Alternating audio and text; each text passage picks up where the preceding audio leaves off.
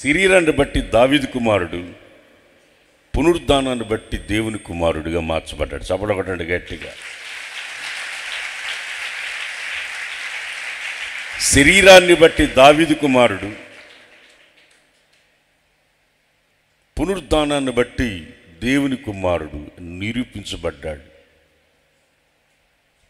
యేసు ప్రభు రాకముందు చనిపోయినోడు ఎక్కడికి పోతాడో తెలీదు. దాన్ని తెలుసుకోవడానికే చాలామంది హిమాలయాల్లోకి వెళ్ళి పంగాల కర్రలు తీసుకొని, రాగి చెంబులు తీసుకొని హిమాలయాల్లోకి వెళ్ళి ధ్యానం చేసి తెలుసుకోవాలనుకుంటున్నారు. అక్కడికి వెళ్ళి అర్థం కాల.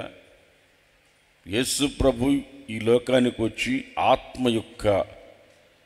ఆత్మకి చావు లేదని, శరీరం చంపువానికి భయపడకండని ఈ లోకానికి వచ్చి అప్పటి వరకు మానవ జీవితంలో వన్ వే ట్రాప్ లేక చనిపోయిన వాడు ఎక్కడికి వెళ్తాడో తెలియని స్థితిలో ఉండగా ప్రభు యేసుక్రీస్తు ఈ లోకానికి వచ్చి ఆదియందు వాక్యముండెను, వాక్యము దేవుని యొద్ద ఉండెను, వాక్యమే దేవుడై ఉండెను, ఆ దేవుడై ఉన్న వాక్యమే కృపాసత్య సంపన్నుడిగా శరీరధారిగా ఈ లోకానికి వచ్చి నీ కొరకు నా కొరకు ప్రాణం పెట్టి సమాధిలో పెట్టబడి మూడో దినమున తిరిగి లేచిన సజీవుడు.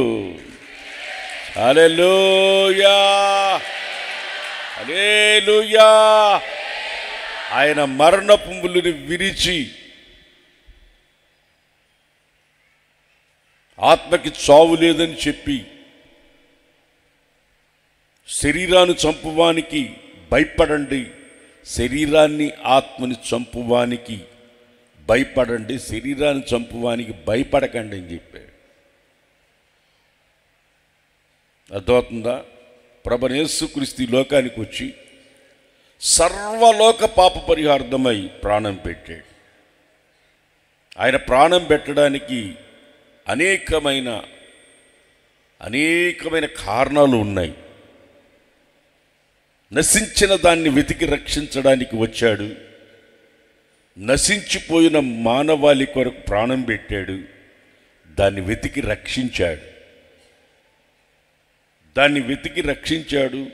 నిత్య జీవాన్ని ప్రసాదించడానికి ఆయన ఈ లోకానికి వచ్చి నేనే మార్గం, సత్యం, జీవమునై ఉన్నానని ఆయన పునరుద్ధానుడయి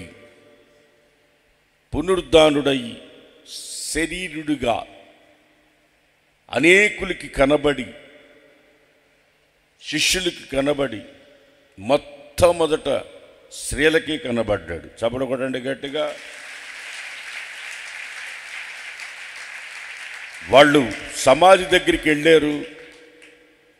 ఆ రాతిని ఎవరు పొళ్ళిస్తారు, ఎవరు దాన్ని పక్కకు తొలగిస్తారు అని ఆలోచించుకుంటూ అక్కడికి వెళ్ళారు. కానీ అక్కడ ఒక దేవదూత ఒక సందేశాన్ని ఇచ్చింది. ఆ రాయిని తొలగించిన దాని మీద కూర్చొని ఏం చెప్పింది?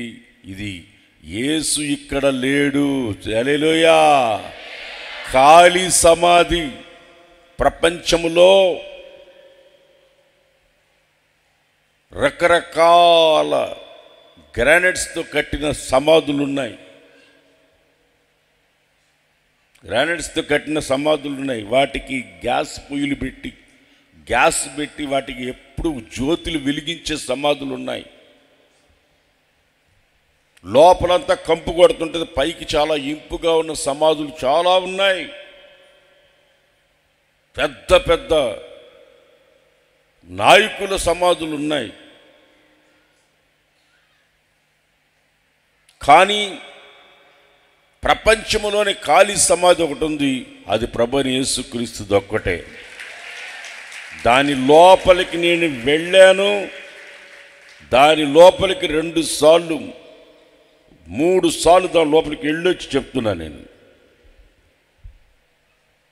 ఖాళీ సమాధి లోపలికి వెళ్ళి దాన్ని చూసి వచ్చి చెప్తున్నాను మీకు. ప్రపంచంలోనే ఖాళీ సమాధి ప్రభువైన యేసుక్రీస్తుది ఉంది. ఆయన పునరుద్ధానుడయ్యాడు, మరణపును విరిచాడు. ఆయన చెప్పినట్లుగానే దీన్ని పడగొట్టడం 3వ దినాన్ని కడతానన్నాడు. తన శరీరాన్ని గురించి చెప్పిన మాట అది. ఈ దేవాలయాన్ని పడగొట్టండి, 3వ దినం దీన్ని కడతానన్నాడు. ఈ దేవాలయాన్ని పడగొట్టండి, 3వ దినం దీన్ని కడతానన్నాడు. సొలొమోనే 7 సంవత్సరాలు దేవాలయాన్ని కడితే ఈయన 3 రోజుల్లో కడతానంటున్నాడు. ఈయనెవర్రా అని హేళన చేసిన వాళ్ళు లేకపోలేదు. ప్రేమ దేవుని బిడ్డలారా, ఈ దేవాలయాన్ని నేను కడతానన్నాడు. సమాధిలో పెట్టబడి 3వ దినమున తిరిగి లేచాడు. ఆయన తిరిగి లేచినప్పుడు జరిగిన అద్భుతాలు మామూలువి కాదు. అతి పరిశుద్ధ స్థలములో, పరిశుద్ధ స్థలానికి అతి పరిశుద్ధ స్థలానికి మధ్యలో ఉన్న ఆయన ప్రాణం పెట్టినప్పుడు ఆయన ఆ మధ్యలో ఉన్న తెరను దానిని తీసివేసి, ఎత్తివేసి, దాన్ని తీసివేసి అతి పరిశుద్ధ స్థలానికి ధైర్యంగా మనం వెళ్ళగలిగేటట్లుగా ఆయన పవిత్రమైన రక్తాన్ని మనకిచ్చి, లేవి వంశం మాత్రమే అక్కడికి వెళ్ళాల్సిన నియమం ఉండగా మెల్కీసెదెకు క్రమాన్ని తీసుకుని వచ్చి ఆయన అతి పరిశుద్ధ స్థలంలోనికి అడుగుపెట్టిన ప్రధాన యాజకుడు మన ప్రభు అయిన యేసుక్రీస్తు. ప్రైజ్ లార్డ్, హల్లెలూయా. ఆ క్రమాన్ని ప్రారంభించి దానిలో లోపముంది గనుక, లేవి క్రమంలో లోపముంది గనుక, లోపము లేని ఒక క్రమాన్ని యేసు ప్రభు ప్రారంభించినట్లుగా మనము లేఖనాల్లో చూస్తాం. దానిని అంటారు మెల్కీసెదెకు క్రమము అని. తండ్రి లేనివాడు, తల్లి లేనివాడు, వంశావళి లేని ఒక క్రమాన్ని ఆయన ప్రారంభించడానికి ఈ లోకానికి వచ్చాడు. లేవి వంశములో పుట్టలేదు, ఆయన యూదా వంశములో పుట్టి దానిని ప్రారంభించాడు. ఈరోజు మనం అందరం యాజకత్వం చేయగలుగుతున్నామంటే ఈ మెల్కీసెదెకు క్రమంలోనే చేయగలుగుతున్నాం. ఆయన పునరుద్ధానుడు అవ్వడం వలన కలిగిన ఒక మేలు ఇది. ఆయన పునరుద్ధానుడు అవ్వడం వలన మనకు కలిగిన మేలు ఇది. చాలా విలువైన ఒక మేలుతో కూడిన పని ఆయన చేశాడు. మనమందరం ఎవరైనా సరే, ఇక్కడ కూర్చున్న మనలో ఎవరైనా సరే సమర్పించుకొని సేవ చేయడానికి రావచ్చు. ప్రతి ఒక్కరూ చెయ్యొచ్చు. అంతకుముందు లేవి వంశంలో పుట్టినవాడు మాత్రమే చేయాలి. ఆయన పునరుద్ధానుడు అవ్వడం వలన మనకి ఏం మేలులు ఉన్నాయంటే, ఒకటి చదవండి, రోమాపత్రిక 10వ అధ్యాయం 9వ వచనం. రోమాపత్రిక 10వ అధ్యాయం 9వ వచనం. యేసు ప్రభువని నీ నోటితో ఒప్పుకొని దేవుడు మృతులలో నుండి ఆయన లేపినని నీ హృదయమందు విశ్వసించిన ఎడల నువ్వు రక్షించబడతావు. యేసు ప్రభు మృతుల్లోంచి లేపబడ్డాడని నువ్వు నోటితో ఒప్పుకొని హృదయమందు విశ్వసించిన ఎడల నువ్వు రక్షించబడతావు. అందరి నోటితో చెప్పండి, అందరి నోటితో చెప్పండి. ఏమని? యేసు ప్రభు మృతులలో నుంచి లేపబడ్డాడు. నోటితో చెప్పండి, ఆయమే నలిలే కాదు. యేసయ్య లేపబడ్డాడు. నేను హృదయమునందు విశ్వసిస్తున్నాను, నేను నమ్ముచున్నాను. ఆమేన్, హల్లెలూయా. ఆయన మృతులలో నుంచి లేపబడ్డాడని నీ నోటితో ఒప్పుకొని హృదయం నందు విశ్వసించిన ఎడల నువ్వు రక్షించబడతావు. దానికి నువ్వు గుండు చేసుకోవాల్సిన అవసరం లేదు. మంటగా ఉంటే గంధం పూసుకోవాల్సిన అవసరం లేదు. భగవంతునికి భక్తునికి అనుసంధానం కలుగు చేయని అగరబత్తి వెలిగించి మూతులు కాల్చుకోవాల్సిన అవసరం లేదు. నువ్వు నోటితో ఒప్పుకొని హృదయంలో విశ్వసిస్తే చాలు. హృదయంలో విశ్వసిస్తే చాలు. నోరున్నారో నోరుతో ఒప్పుకోండి, నోరు లేని హృదయంలో విశ్వసించండి చాలు. నోరుతో ఒప్పుకొని హృదయం విశ్వసిస్తే చాలు, నువ్వు రక్షించబడతావు. నీ ఆత్మ నరకానికి వెళ్లకుండా రక్షించబడుతుంది.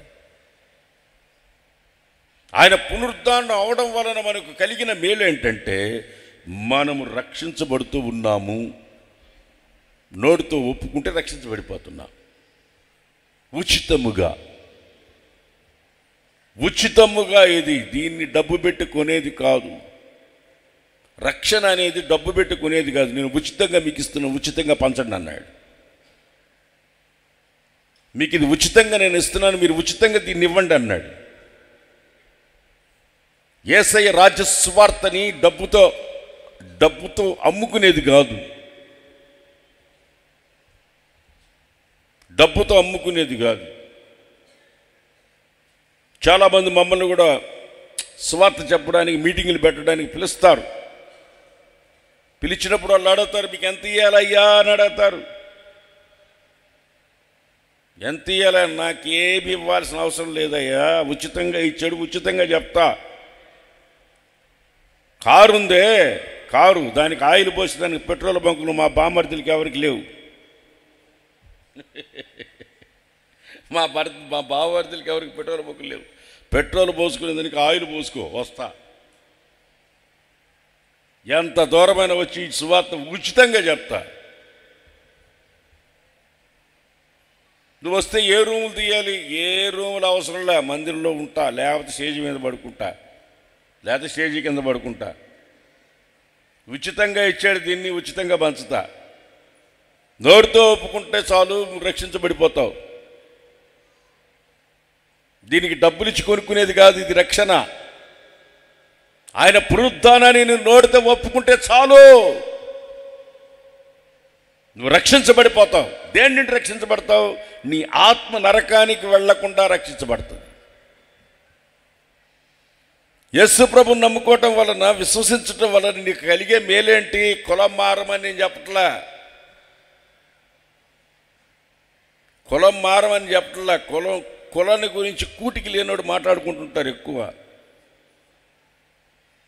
కులం అంటారు, కూటికి లేనోళ్ళు కులం గురించి మాట్లాడుతుంటారు. అర్థమైందా? కులం కాదు, కులం అవసరం లేదు. నీ పేరు మార్చుకోవాల్సిన అవసరం లేదు. నువ్వు నీ ముఖాన్ని ప్లాస్టిక్ సర్జరీ చేసుకోవాల్సిన అవసరం లేదు. అర్థమైందా? నీ పేరు చివరిలో నా తోకను తీసేసుకోవాల్సిన అవసరం లేదు. పెట్టుకో, నోటితో ఒప్పుకో. నువ్వు నోటితో ఒప్పుకొని హృదయం నందు విశ్వసించు, నువ్వు రక్షించబడిపోతావు. నీ ఆత్మ నరకానికి వెళ్లకుండా రక్షించబడిపోతుంది. ఒక స్కాలర్ అన్నాడు, పాపం అంటే ఏంటో తెలుసా? యేసు ప్రభువు నోటితో ఒప్పుకోకపోవడమే పాపం. ఆజ్ఞ అతిక్రమించడం పాపం, అది వేరే. తెలిసిండి చేయకపోవడం పాపం, అది వేరే. యేసు ప్రభువు నోటితో ఒప్పుకోకపోవడం పాపం.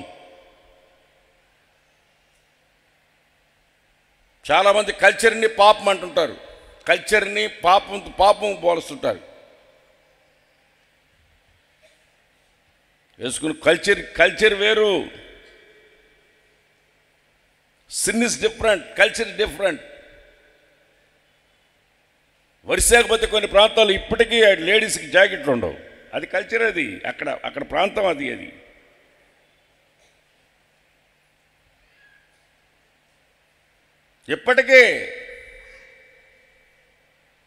ఇప్పటికీ కొన్ని ప్రాంతాల్లో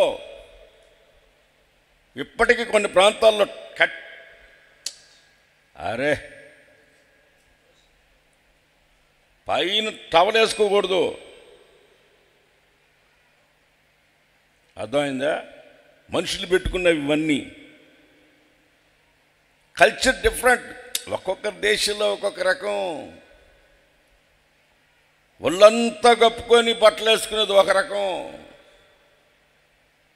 ఒక్కొక్క దేశంలో ఒక్కొక్క కల్చర్ ఉంటుంది, ఒక్కొక్క దేశంలో ఒక్కొక్క కల్చర్ ఉంటుంది. అర్థమవుతుందా? కల్చర్ని పాపానికి కలపకూడదు. అర్థమవుతుంది? దీనికి సంబంధం లేదు. పాపం అంటే ఏంటి? ఆజ్ఞ అతిక్రమించడం పాపం. తెలిసిండు నీకు చేయకపోవడం పాపం. యేసు ప్రభు నోటితో ఒప్పుకోకపోవడం పాపం. చాలామంది నరకానికి ఎందుకు వెళ్తారో తెలుసా? యేసు ప్రభును ఒప్పుకోకపోవడం వల్ల నరకానికి వెళ్తారు. వాళ్ళ ఆత్మ రక్షించబడాలంటే యేసు ప్రభు నోటితో ఒప్పుకొని హృదయం నందు విశ్వసించి తీరాలి. ఆమేన్. నువ్వు రక్షించబడాలంటే పునరుద్ధానం, ఆయన మృతులలో నుంచి లేపబడ్డాడని నువ్వు నోటితో ఒప్పుకోవాలి.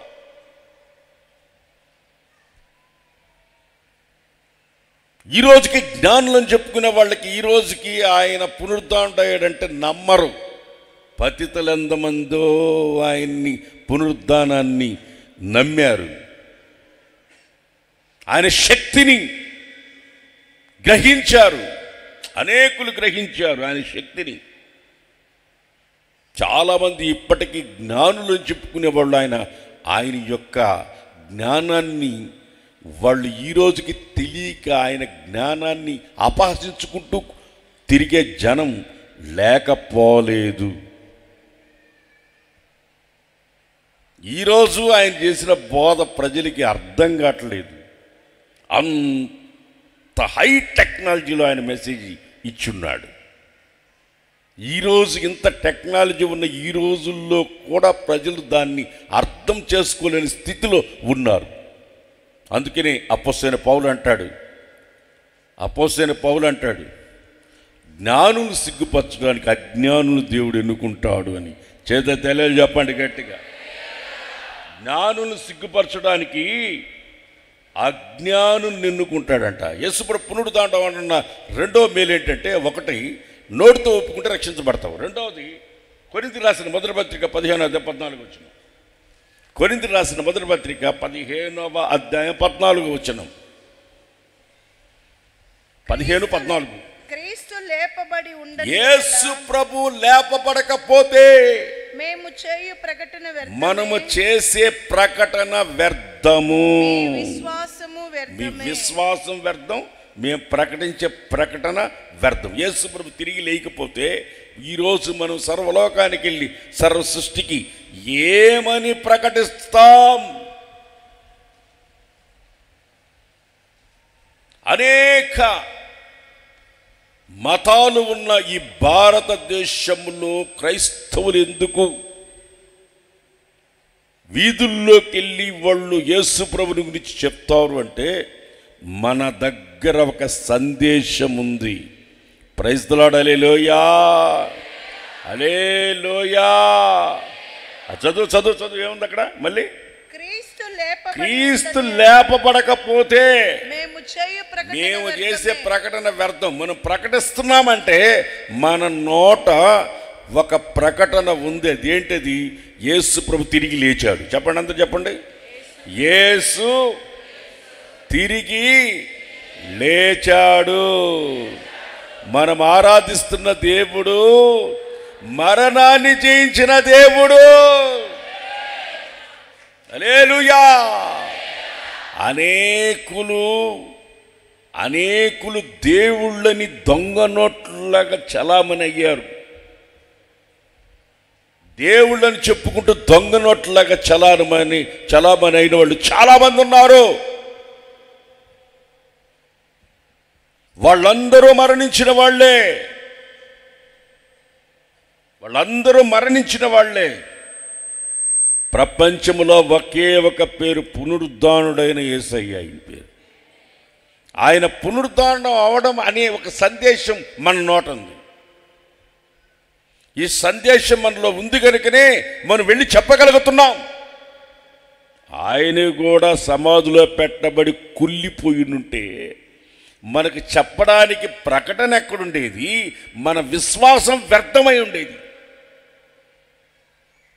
ఈరోజు మనకు విశ్వాసం అభివృద్ధి పొంది విస్తరించడానికి, విశ్వాసములో మనం నిలిచి ఉండడానికి కారణం ఏంటంటే, ఆయన చెప్పినట్లుగే తిరిగి లేచాడు గనుకనే. చెప్పోకటి చెప్పు ఆమేన్. ఆయన తిరిగి లేచాడు గనుకనే ఆ ప్రకటన మన నోట ఉంది. మన నోట ఒక ప్రకటన ఉంది, అందరు చెప్పండి, యేసుక్రీస్తు. అబ్బే వాయిస్ పెంచాలి మీరు. యేసుక్రీస్తు అందరికి ప్రభు. ఆయన మృతులలో నుండి తిరిగి లేచాడు. ఆమేన్. మీరందరూ సేవకులు అయిపోయారు, పోండి. ఆమేన్. మీరందరూ సేవకులు అయిపోయారు.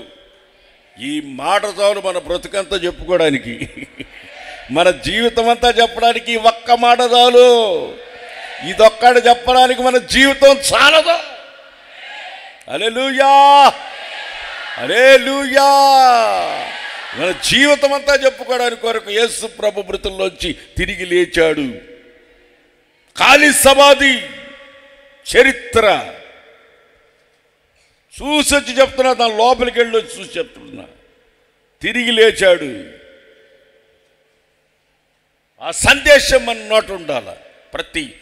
ప్రతి ప్రభు నమ్ముకున్న బిడ్డ నోట ఉండాల్సిన సందేశం ఏంటంటే యేసు ప్రభు మృతుల్లో నుంచి తిరిగి లేచాడు. ఆయన తిరిగి లేయటం వలన మనకు ఒక సందేశాన్ని మనకిచ్చాడు. ఏంటి ఆ సందేశం? యేసు ప్రభు మృతుల్లో నుంచి మనం ఆరాధిస్తున్న దేవుడు సమాధిని జయించాడు, తిరిగి లేచాడు.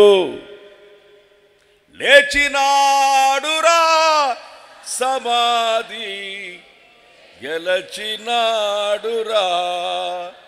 యేసు లేచినాడు రా సమాధి గెలచినాడురా. హల్లెలూయా, హల్లెలూయా.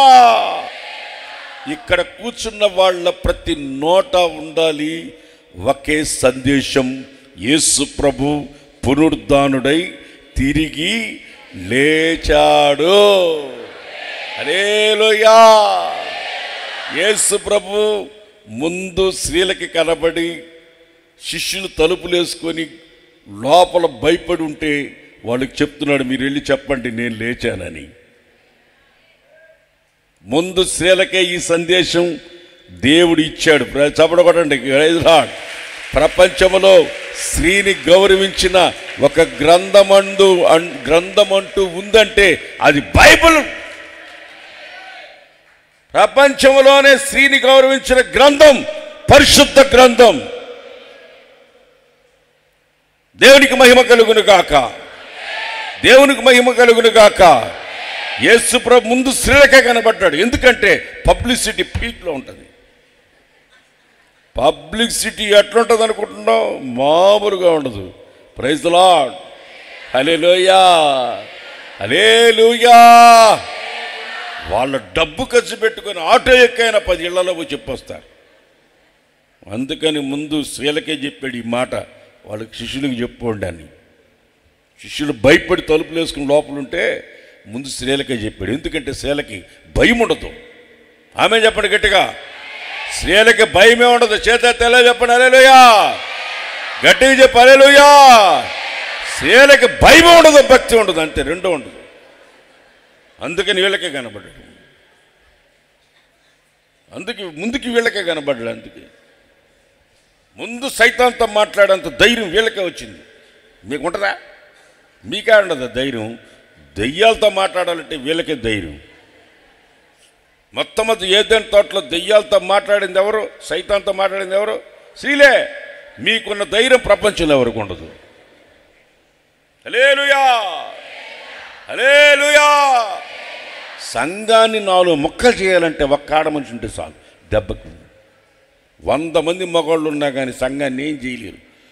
2 ఆడవాళ్ళు ఒక దగ్గర చేరారంటే కొప్పులు పట్టుకొని కొట్టుకొని సంఘాన్ని నాశనం చేసి పడతారు. హల్లెలూయా, హల్లెలూయా. స్త్రీలను గౌరవించి ముందు యేసు ప్రభు స్త్రీలకే కనబడ్డాడు. స్త్రీలను దేవుడు అంతా గౌరవించాడు. మన గవర్నమెంట్ వాళ్ళు ఆర్టీసీ బస్సులో ముందు కూర్చోబెట్టినట్టు ఆర్టీసీ బస్సులో స్త్రీలకు సీట్లు ఉన్నాయా లేదా? ముందు కూర్చోబెట్టి. ఎందుకు అనుకుంటున్నావు? యాక్సిడెంట్ అయితే పానీరా 100 మంది అని ముందు కూర్చోబెట్టేది మిమ్మల్ని. అందుకే హల్లెలూయా. మనకు సీట్లు లేవని ఏం బాధపడబాకండి, వెనకే కూర్చోండి. వీళ్ళే ముందు కూర్చోబెట్టండి, ఏం పర్వాలేదు. ముందు మీరే కూర్చోండి అమ్మా, మీకున్న ధైర్యం ప్రపంచంలో ఎవరికి లేదు. బస్సులో ముందు కూర్చున్న వాళ్ళు గమ్ముకుంటారా? ఆ డ్రైవర్ తోలుతా ఉంటే ఈడేంత ఎద్దుల బండి తోలినాడు తోలుతున్నాడు. అన్ని బండ్లు ముందుకు పోతున్నాయి. ఎప్పుడు పోతుందో ఈ బండి? ఏమనైనా యాడ్ నేర్చుకున్నా బండి? ఎద్దుల బండి తోలుతున్నావా, బస్సు తోలుతున్నావా అని వాడు కోపత దేన్ని అవుతాను వేసి కుదుతాడు, పాతాడు పని. గవర్నమెంట్ వాళ్ళు మీ మీద ప్రేమ కలిగి ముందు మీకు సీట్లు ఇచ్చారనుకుంటున్నారా? కానీ కాదు. హల్లెలూయా, హల్లెలూయా. ఒకటి రక్షణ, రెండవది ప్రకటన. చెప్పండి ఏంది? పునరుద్ధాన ప్రకటన. పునరుద్ధానం విశ్వసిస్తున్నాం, విశ్వాసులుగా చేశాడు మనల్ని. ఆయన తిరిగి లేచాడని విశ్వసించాం కనుక విశ్వాసులుగా మార్చబడ్డాం. మూడవది రోమపత్రిక 4:25, 4:25. ఆయన మన అపరాధముల నిమిత్తం అప్పగింపబడి, ఆయన మన అపరాధముల నిమిత్తం అప్పగించబడి మనం నీతిమంతులుగా తీర్చబడుటకై లేపబడెను. మనము నీతిమంతులుగా తీర్చబడుటకై లేపబడెను. పక్కనున్న వాళ్ళకి సెకండ్ ఇచ్చి నీతిమంతురాలా, నీతిమంతుడా అని సెకండ్ ఇవ్వండి. నీతిమంతుడా అని పలకరేయండి. అనగదొక్కబడినోడా, కులం తక్కువోడా, కులం తక్కువడా, అనగదొక్కబడినోడా అని సమాజం మనల్ని అంటుంటే దేవుడు అంటున్నాడు మీరు నీతిమంతులు. కోట చపల గట్టిగా మనం ఎవరమే? అనగదొక్కబడినోళ్ళమా? మనం ఎవరమే? కుల తక్కువమే? మనం ఎవరమే? మనం ఎవరు? మనం ఎవడైనా మనల్ని పాపుల్లారంటే ఒప్పుకోకూడదు. ఎవరు మనం? నీతిమంతుల. ధైర్యంగా చెప్పండి, ఎవరు మనం? నీతిమంతులుగా ఆయన తిరిగి లేయడం వలన మనల్ని నీతిమంతులుగా చేసేసాడు. ప్రైజ్ గాడ్, హల్లెలూయా. మనకు రావాల్సిన శిక్ష ఆయన భరించాడు. మనకు రావాల్సిన ప్రతి శిక్షను ఆయన భరించి మన మీద ఉన్న రుణపత్రాన్ని కొట్టివేసి తీసివేసి మనల్ని నీతిమంతులుగా చేసి పడేశాడు. ఎవడైనా నన్ను పాపి అంటే ఒప్పుకోకూడదు. చిన్నప్పుడు నేను ఒక పాట పాడేవాడిని. పాటల పోటీల్లో పేరిచ్చిన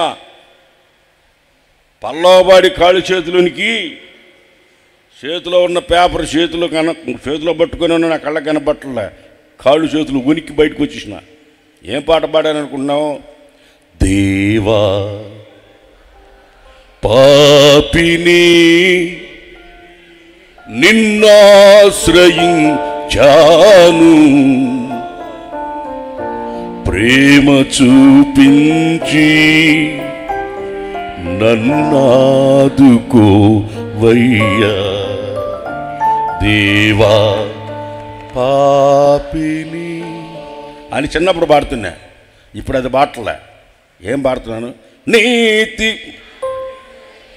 ఇది పాడుతున్నా ఇప్పుడు. అప్పుడు తెలియక పాపిని అని పాడినా. ఆయన ఎప్పుడు నీతిమంతులుగా మనల్ని చేసేసాడు. ఇప్పుడు మనం ఎవరే పాపులం కాదు. మనమంతా ఎవరమి? చెప్పాలా? మనమంతా ఎవరమి? దేని వలన? యేసు ప్రభు మృతులలో నుంచి తిరిగి లేయడం వలన మనం నీతిమంతులు అయిపోయాం. అంతే. అయిపోయాం అంతే. మనమంతా ఎవరమి? చెప్పాలి, ఎవరు మనమంతా? కులం తక్కువోళ్ళు, ఊరి బయట ఉన్నోళ్ళు,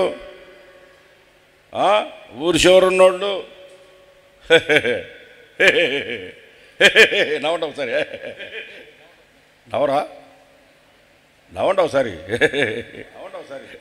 ఎవరు కులం తక్కువ అంటే వాడు చూసి నవ్వాలి. మనం నీతిమంతులు. నవ్వట్లే మీరు. నేను నవ్వుతున్నా, మీరు నవ్వట్లే. మీరు ఇంకా పాపుల్లాగే ఉన్నట్టున్నారు.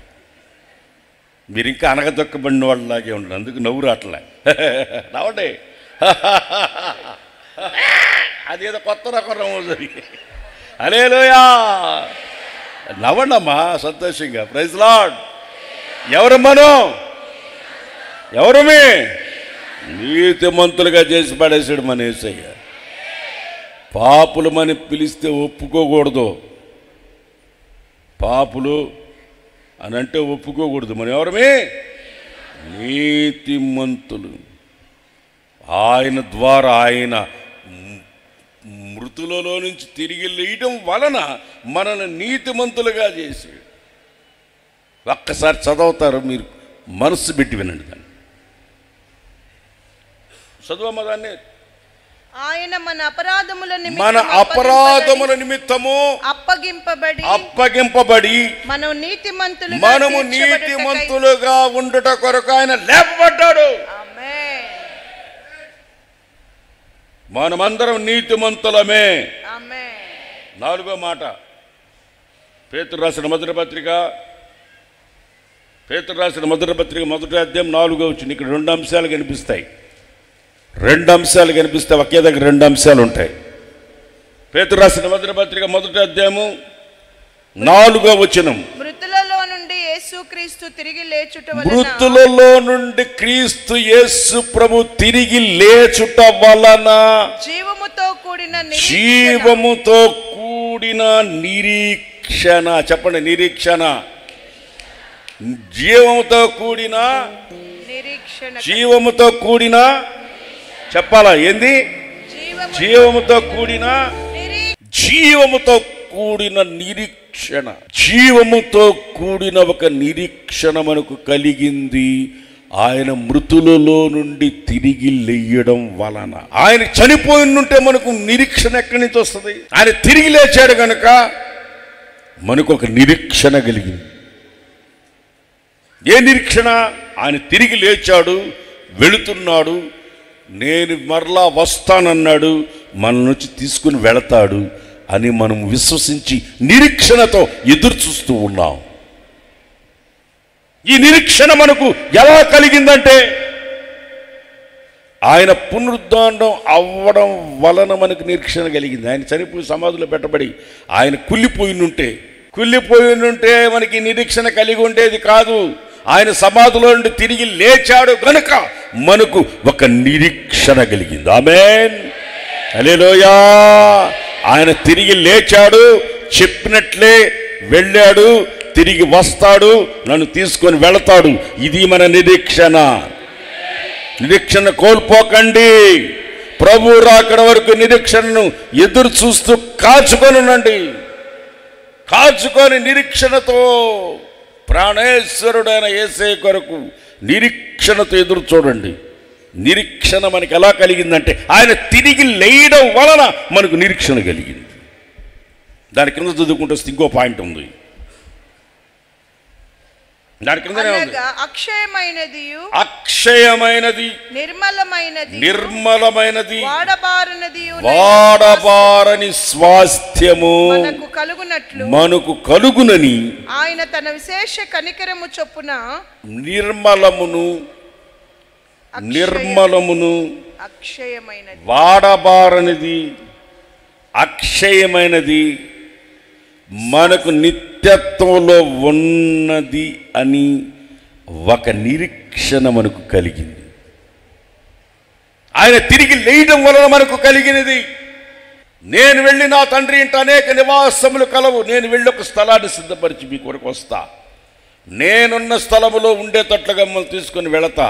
వాడబారని తేజోవాసుల పరిశుద్ధుల స్వాస్థ్యం, నిర్మలమైనది, వాడబారనిది అయినట్టి దేవుని యొక్క స్వాస్థ్యం మన కొరకు ఎదురు చూస్తూ ఉంది. ఆయన తిరిగి లేయడం వలన ఆ స్వాస్థ్యాన్ని మనకు ఇస్తానని మాటిచ్చి తిరిగి లేచి వెళ్ళాడు. చేత తెలియ చెప్పండి గట్టిగా. నా తండ్రి ఇంట అనేక నివాసములు కలవు, నేను వెళ్ళి ఒక స్థలాన్ని సిద్ధపరిచి వస్తా, నేనున్న స్థలంలో మీరుంటారు. చెప్పడకూడండి గట్టి.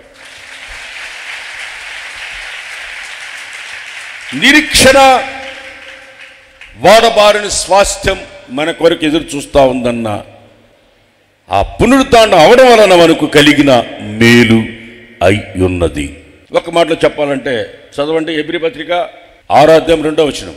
హెబ్రీ పత్రిక 6వ అధ్యాయం 2వ వచనం. దేవుని యందలి విశ్వాసమును, దేవుని యందు విశ్వాసమును, బాప్తిస్మములను గూర్చిన బోధయు, బాప్తిసం అనే బోధ, హస్త నిక్షేపణమును, హస్త నిక్షేపణ, మృతుల పునరుద్ధానమును, నిత్యమైన తీర్పు అను పునాది మరలా వేయక అని ఎక్కడ ఆగండి, అందరు చెప్పండి. పునాది మరలా వేయక అంటే అంతకుముందు ఒక పునాది పడింది, మరలా వేయకంటే మళ్ళీ పునాది ఉన్నట్టే కదా. అరే ఎప్పుడు వస్తావురా, మా ఊరికి ఎప్పుడు వస్తావు, ఫస్ట్ బస్సుకు వస్తా పో అని అనుకో, రెండో బస్సు ఉందా లేదా తర్వాత ఏం మాట్లాడరంటే ఏవరా ఏముందిరా కూర భలే ఉందిరా, ఏం చేశారంటే నా మొదటి భార్య వండిందంటే రెండో భార్య ఉన్నట్టా లేదా, ఏం చెప్పరేంటమ్మా, ఉన్నట్టా లేదా, నా మొదటి భార్య వండింది అంటే రెండో భార్య ఉన్నట్టా లేదా, ఉన్నట్టా లేదా. ఇక్కడ ఏమంటాడంటే మరలా వేయకటే ఒకసారి వేసేసినట్టే కదా. ఒక పునాది వేసేస్తే ఇంకో పునాది మరలా వేయకూడదు అంటున్నాడు. ఒకసారి పునాది వేస్తే మరలా వేయకూడదు అంటున్నాడు. ఆ వేసిన పునాది ఏంటి అని మనం గమనించి చూస్తే, ఆ పునాది ఏంటి అని మనం గమనించి చూస్తే ఎఫెసీ పత్రిక 2వ అధ్యాయం 21, క్రీస్తు యేసే ముఖ్యమైన మూలరాయి ఉండగా అపోస్తుల ప్రవక్తలు వేసిన పునాది మీద మీరు చక్కగా అమర్చబడి సర్వోన్నతుడికి నివాస స్థలముగా మీరు కట్టబడుచు ఉన్నారు.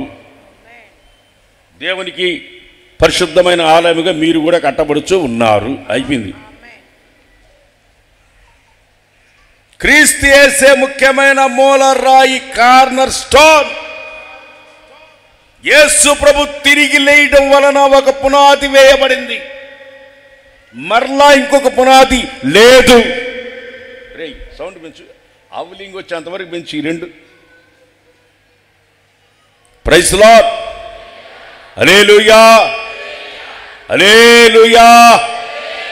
మరలా పునాది వేయక, ఒకసారి వేస్తే మళ్ళీ ఇంకొక వేయరు, పునాది ఒకసారి వేస్తారు.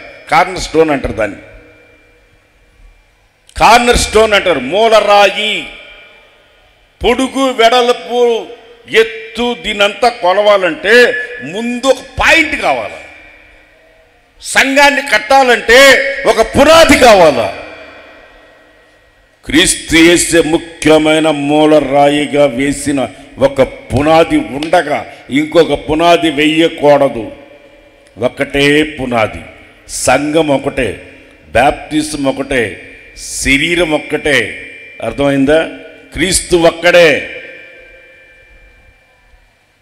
క్రీస్తు ఒక్కడే, బాప్తిసం ఒక్కటే, సంఘం ఒక్కటే. పునరుద్ధానాలు వేరున్నాయి,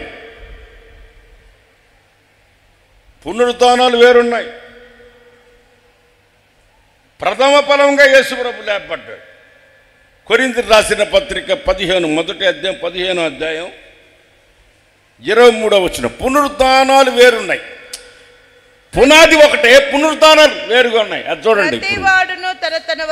ప్రతివాడు తమ తమ వరుసలో లేపబడతాడు. ప్రథమ ఫలము క్రీస్తే. చేత తెలియదు చెప్పండి. పునరుద్ధానములలో మొట్టమొదట లేపబడిన ఆయన పేరేమిటి? క్వశ్చన్కి ఆన్సర్ చెప్పండి. పునరుద్ధానాలలో మొట్టమొదట లేపబడిన ఆయన ఎవరు? చెప్పండి, వాళ్ళు చెప్పండి. యేసయ్యా. అంతే. ఆమేన్, హల్లెలూయా. అక్కడే నెక్స్ట్ ఎవరు లేపబడతారు రాసింది, అక్కడే ఉంది. ఆయన క్రీస్తు వచ్చినప్పుడు ఆయన వారు బ్రతికింపబడుదురు. అటు తర్వాత మళ్ళీ చదువు 23 చదువు. మళ్ళీ ప్రతివాడును తన తన వరుసలోనే తమ వరుసలో లేపబడతారు. ప్రథమ ఫలము క్రీస్తు. ప్రథమ ఫలము క్రీస్తు. తర్వాత క్రీస్తు వచ్చినప్పుడు ఆయన వారు బ్రతికింపబడుదురు. మనం కూడా ఎత్తబడతాం. చేద్దాం. సెకండ్ ఎవరు? సెకండ్ ఎవరు? సెకండ్ పునరుద్ధానం ఎవరిది? మనదే. హల్లెలూయా, హల్లెలూయా, హల్లెలూయా. యేసు ప్రభు పునరుద్ధానంలో లేపబడ్డాడంటే ఆయన్ని లేపింది ఎవరు? పునరుద్ధానములో ఆయన లేపబడ్డాడు, సమాధిలో నుంచి ఆయన తిరిగి లేచాడంటే ఆయన ఎవరు లేపారు? రోమపత్రిక 8వ అధ్యాయము 11వ వచనం, మృతులలో నుండి యేసును లేపిన వాని ఆత్మ మీలో నివసించిన ఎడల, మృతులలో నుండి క్రీస్తు యేసు లేపిన వాడు చావునకు లోనకి, నిన్న శనివారం చెప్పిన పాపపు శరీరం అని, ఇది సావులో శరీరం, చావునకు లోనకి ఈ శరీరమును కూడా మీలో నివసించుచున్న దేవుని ఆత్మ ద్వారా లేపబడునుగాక. పునరుద్ధాన శక్తి, పునరుద్ధానానికి ఒక శక్తి ఉంది. పునరుద్ధాన శక్తి అంటే ఏమో అనుకునేరు. పునరుద్ధాన శక్తి అంటే ఏమిలా? పరిశుద్ధాత్మ అనుభవమే, పరిశుద్ధాత్మతో నింపబడమే, అదే పునరుద్ధాన బలం. అందుకని అపొస్తలుడైన పౌలు అంటాడు, ఏ విధము చేతన నేను పునరుద్ధాన బలమును పొందవలనని క్రీస్తు మిగిలిచిన శ్రమలలో ఈ శరీరములో ఆ శ్రమలు నేను భరించుచున్నాను. ఆ శ్రమలు నేను ఆయన ఈ శరీరంలో ఆయన మిగిలిచిన శ్రమలు పునరుద్ధాన బలమును పొందుకొనవలనని నేను ఈ శ్రమలు అనుభవించుచున్నాను అంటున్నాడు. ఈ సంఘం అనేది శరీరంలో శ్రమలు అనుభవించి పునరుద్ధాన బలమును పొందుకొని ఈ చావునకు లోనకు శరీరంలో పరిశుద్ధాత్మతో నింపబడి ఉంటే, యేసయ్యను లేపిన పరిశుద్ధాత్ముడు మనల్ని కూడా లేపునుగాక. రెండోది మనమే. ఈ రెండుటిని కలిపి శ్రేష్టమైన పునరుద్ధానం అంటారు. శ్రేష్టమైన పునరుద్ధానంలో 2 వరుసలు, ఒకటి క్రీస్తు ప్రభు, సెకండ్ సంఘం. సాధారణమైన పునరుద్ధానాలు ఉన్నాయి, సాధారణమైన పునరుద్ధానాలు ఉన్నాయి. అది సాధారణ పునరుద్ధానాలు. శ్రమల కాలంలో హతసాక్షులైన వారు, 2 సాక్షులు, పాత నిబంధన పరిశుద్ధులు, సాధారణంగా రక్షించబడిన వాళ్ళు, దుర్మార్గులు కూడా లేపబడతారు. దాన్ని కూడా పునరుద్ధానమే అంటారు. వాళ్ళు ఎందుకు లేపబడతారంటే వాళ్ళకు జడ్జిమెంట్ కోసం లేపబడతారు. వాళ్ళు నిత్య నరకాగ్నికి వెళ్ళడానికి కొరకు లేపబడతారు. మనమైతే దేవునితో యుగ యుగాలు ఉండడానికి కొరకు లేపబడతాం. ప్రైజ్ ది లార్డ్, హల్లెలూయా, హల్లెలూయా. ఒక పునాది పునాది పునాది పునాది పునాది లేకపోతే కదిలిపోతావు. క్రీస్తు యేసే ముఖ్యమైన మూలరాయండి. అపోస్తలుల ప్రవక్తలు వేసిన పునాది మీద మీరు చక్కగా అమర్చబడి కట్టబడుచు సర్వోన్నతునికి నివాస స్థలముగా ఆత్మచేత పరిశుద్ధాత్మ చేత దేవునికి నివాస స్థలంగా మీరు కట్టబడుచున్నారు. యేసు ప్రభు మృతుల్లోంచి లేపబడటం వలన కలిగిన మేలులు. ఫిలిప్పీలకు రాసిన పత్రిక 3వ అధ్యాయం 11వ వచనం.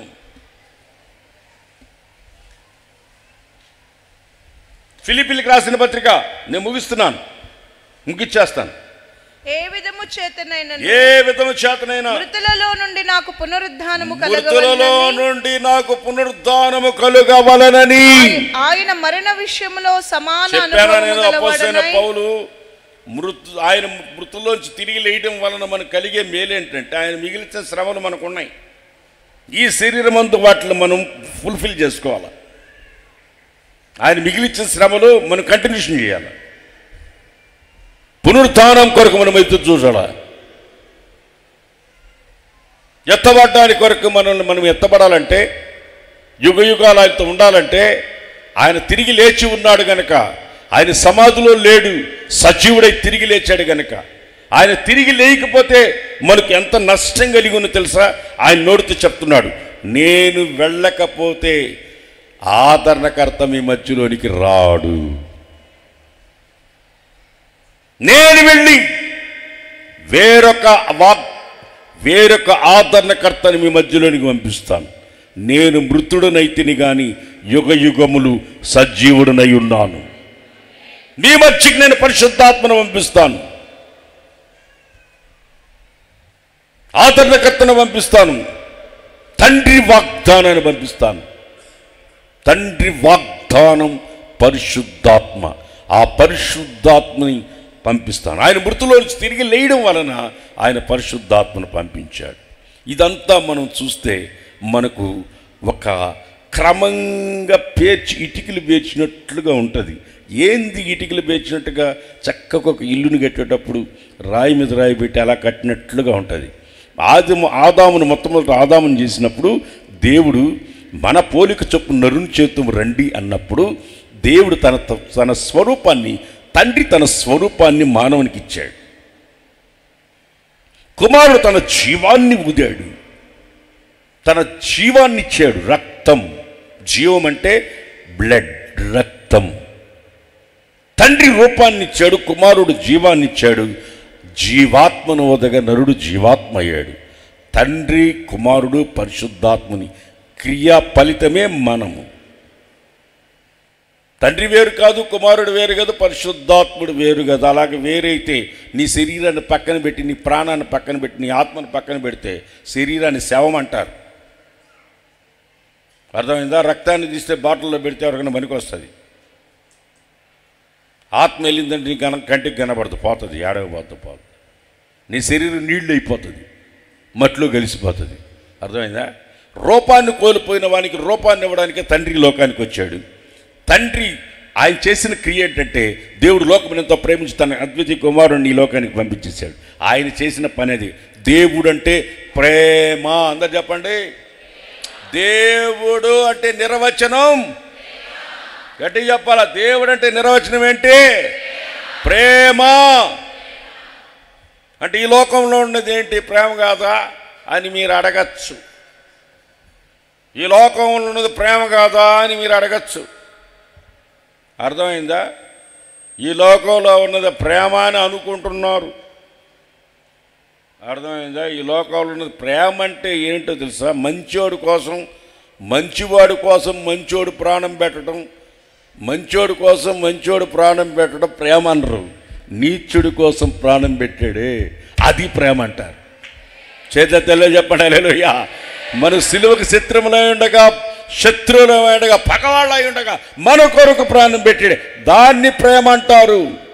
దేవుడు ప్రేమను పంచాడు, యేసయ్య జీవాన్ని ఇచ్చాడు. పరిశుద్ధాత్మని, తండ్రి వాగ్దానమైన పరిశుద్ధాత్మ మనలోనికి వచ్చి మన రూపం కోల్పోయి ఉండగా, మన జీవాన్ని కోల్పోయి ఉండగా, మనం ఆత్మని కోల్పోయి ఉండగా మళ్ళీ మనల్ని ఫుల్ఫిల్గా చేసి, మరలా మనల్ని పరిపూర్ణమైన మనిషిగా చేసి ఆయన ఎదుట నిలబెట్టుకోవడమే దేవుని యొక్క అనాది ప్రణాళిక. నీ రూపము నేను,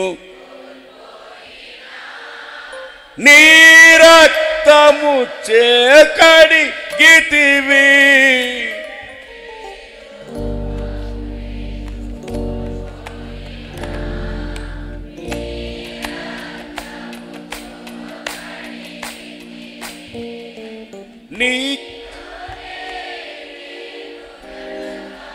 నీ రూపము నేను.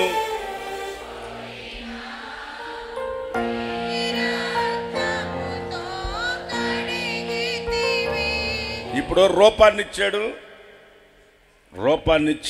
జీవాన్ని ఇచ్చాడు.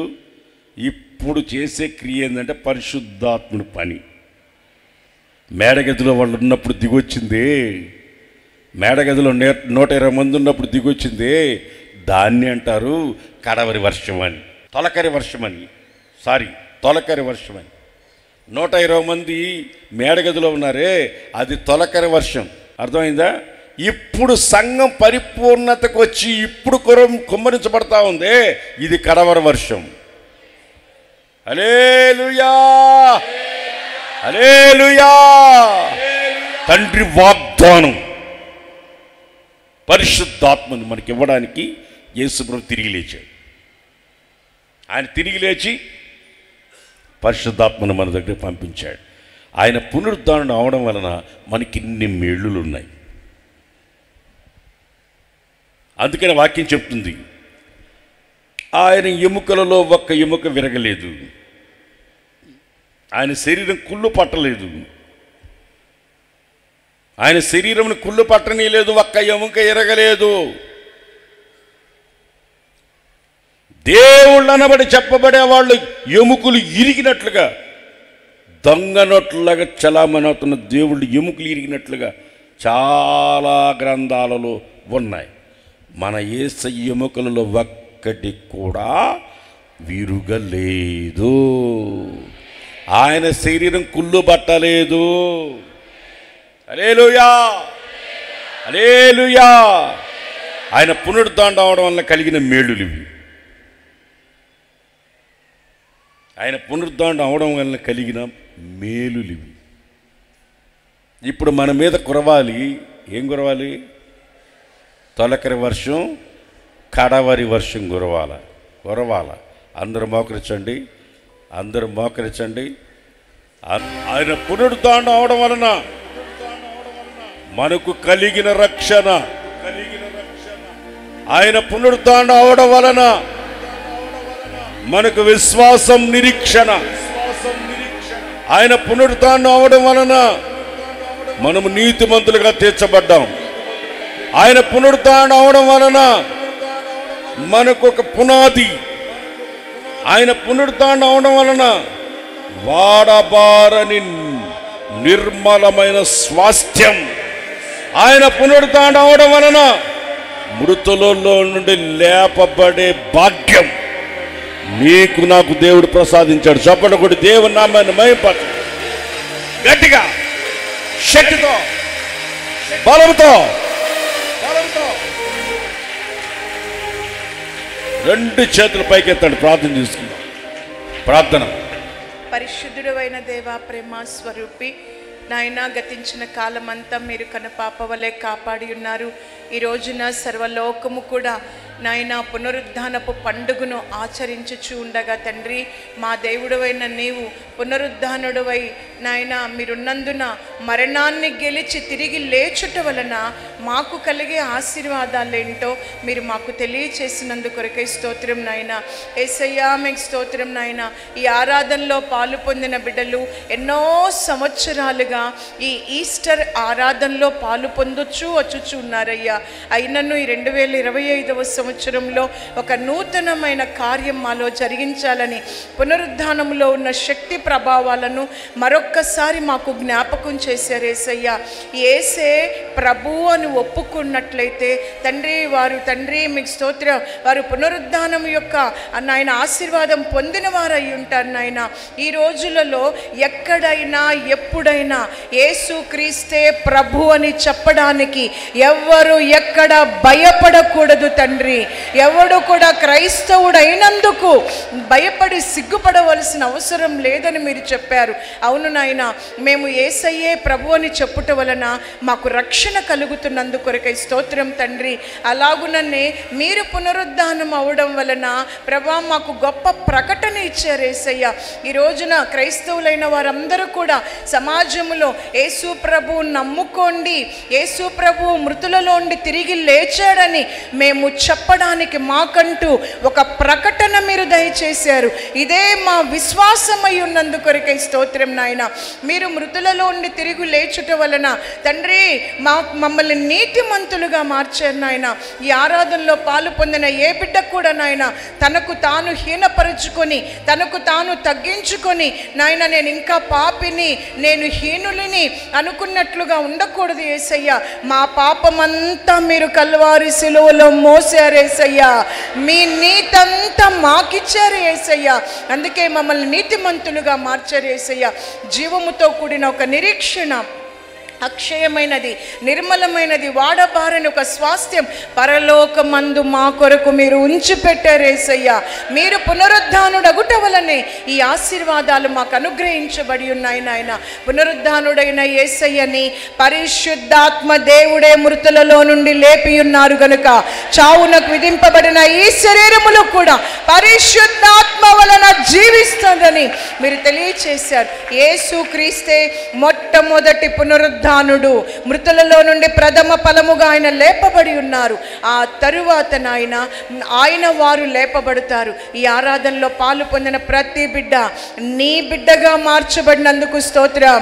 మేమంతా నీ వారిగా ఉన్నందుకు కొరకై స్తోత్రం. మృతులలో నుండి మేము కూడా నాయన పునరుద్ధానము పొంది త్వరగా లేపబడేటట్లుగా తండ్రి, లేపబడిన అనుభవాలలోనికి మమ్మల్ని అందరినీ మీరు నడిపించుచున్నందుకు స్తోత్రం నాయన. మాకు ఈ ఆత్మీయమైన ఒక పునాదిని అపోస్తులు ప్రవక్తల ద్వారా ఏర్పరచబడిన ఒక పునాదిని మీరు మాకు ఇచ్చారు ప్రభువా. ఈ పునాది మీద ప్రతి బిడ్డ స్థిరపరచబడి నేడో రేపో యేసు ప్రభు తిరిగి రాబోతున్నాడు గనక మేము రెప్పపాటులో రూపాంతరము పొందెదము తండ్రి. యేసయ్య తరువాత లేపబడేవారు క్రైస్తవులు తండ్రి ఒక సంఘమే అని మీరు తెలియచేశారు నాయన. ప్రతి బిడ్డ కూడా ఈ మాటలు నమ్మాలి. ప్రతి సంవత్సరం విన్న వాక్యే కదా అని అనుకోకూడదు నాయన. వ్యక్తిగతంగా ఈ మాటలు నమ్మి నాలో పునరుద్ధానపు శక్తి క్రియ జరగాలి. మృతులలో నుండి యేసయ్య లేపబడినట్లుగా నేను కూడా లేపబడిన అనుభవాల్లోకి రావాలని ప్రతి బిడ్డ వినికిడిలో ఈ మాటలు ఫలింపచేయండి. నూరంతలుగా ప్రతి వారి వినికిడిలో ఈ మాటలు ఫలించునుగాక. పునరుద్ధానపు శక్తి చేతికి మెందు నడిపించబడుదురుగాక. ఈరోజు సన్నిధికి వచ్చిన ప్రతి బిడ్డకి పునరుద్ధానపు శక్తి మీరు ఇచ్చినందుకు కొరకై స్తోత్రం. మీ పక్షముగా నిలువబడిన మీ దాసునికి మరింత కృప, ఆరోగ్యం, అభిషేకం ఇచ్చి మీరు వచ్చేంత వరకు మీ పరిచర్లు గణపరిచి వాడుకొనండి. ఈ పునరుద్ధానపు ఆరాధన ఆద్యంతం ఆశీర్వాదకరముగా జరిగించినందుకు కొరకే కృతజ్ఞతాస్తుతులు చెల్లిస్తూ యేసుక్రీస్తు నామంలో అడిగి వేడుకొనుచున్నాము తండ్రి, ఆమేన్. రెండు చేతులెత్తి స్తోత్రం చెప్దాం. మన పునరుద్ధానుడైన ప్రభువైన యేసుక్రీస్తు కృప, తండ్రి దేవుని ప్రేమ, పరిశుద్ధాత్మని సహవాసం సన్నిధి మనకును సర్వలోకంలో ఉన్న పరిశుద్ధులకి సదాకాలమైన కృపతోడేయండి నడిపించునుగాక. ఆమేన్. అందరికీ వందనాలు.